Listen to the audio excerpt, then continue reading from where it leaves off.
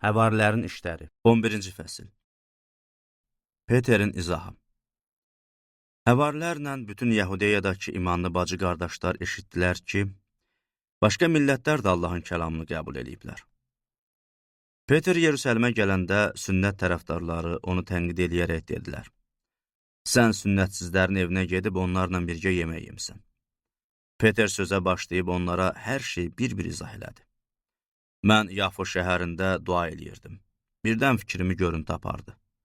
Gördüm ki, böyük mələfiyə bənzər bir şey 4 küncündən asılaraq göydən enib mənim yanıma çatır. Bu şeyə gözlərimi dikib diqqətlə baxdım.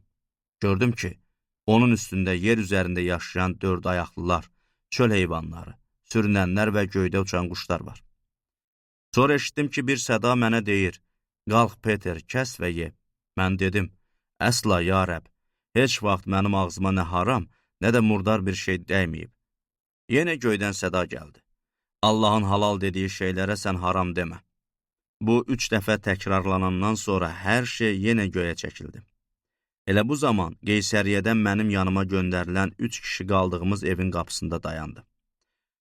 Ruh mənə dedi ki, tərəddüd eləmədən onlarla gedim. İmanlı qardaşlarımız olan bu 6 nəfər də mənə qoşuldu və həmin kişinin evinə girdik. Bu adam bizə nəql elədi ki, öz evində ayaq üstə durmuş mələk görüb. Mələk ona demişdi: "Yafoya adamlar göndər, Peter adlanan Şimonu çağırtdır. Onun sənə deyəcəyi sözlərlə həm sən, həm də bütün külfətin xilas olacaq." Mən sözə başlayanda müqəddəs ruh başlanğıcda bizim üstümüzə endiyi kimi onların da üstünə endi. Onda Rəbbin dediyi bu sözlər yadıma düşdü: "Yəhya su ilə vəftiz elədi, amma siz müqəddəs ruhla vəftiz olacaqsınız." Beləliklə, Rəbb İsa Məsihə iman eləyən, bizlərə verdiyi eyni bəxşişi Allah onlara da veribsə, mən kiməm ki, Allaha qarşı çıxam?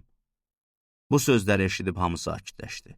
Allahı izzətləndirib dedi: "Deməli, Allah başqa millətlərə də imkan yaratdı ki, tövbə eləyib həyat tapsınlar." Antakiya cəmiyyətindəkilər. Stefanın öldürülməsi ilə başlanan təqib nəticəsində pərən-pərən düşən imanlılar Finikiya, Kipr və Antakiyaya qədər getdilər. Allahın kəlamını yalnız yəhudilərə dedilər. Amma onların arasından bəzi Kipirli və Kirenalılar Antakiyaya gedib Yunanca danışanlarla da söhbətə başladılar. Onlara Rəbb İsa ilə bağlı müjdəni yayırdılar. Rəbbin əli onların üzərində idi və bunun nəticəsində xeyli insan iman gətirib Rəbbə tərəf döndü.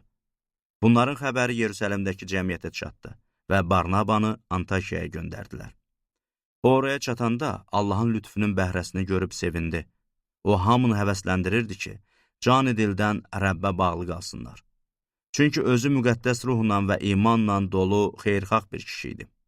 Bunun nəticəsində də böyük bir kütlə Rəbbə iman gətirdi. Sonra Barnaba Tarsusa gedib Şaulu axtardı. Onu tapan kimi Antakiyaya gətirdi. Bir il ərzində oradakı imanlılar cəmiyyətinə qoşulub, bir yerdə yığılaraq böyük bir kütləyə təlim öyrədirdi. Şagirdlər ilk dəfə olaraq Antakiyada məsihçi adlandırıldı. Elə həmin günlərdə Yerusəlimdən Antakiyaya bəzi peyğəmbərlər gəldi.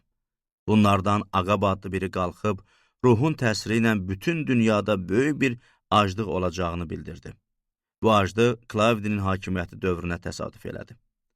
Şagirdlər qərar aldılar ki, hər biri gücü çatan qədər Yəhudiyada yaşayan imanlı bacı qardaşlarına yardım göndərsin. Bu qərarı əməl eləyərək yardımları Barnaba və Şaulun əli ilə cəmiyyət ağsaqqallarına göndərdilər.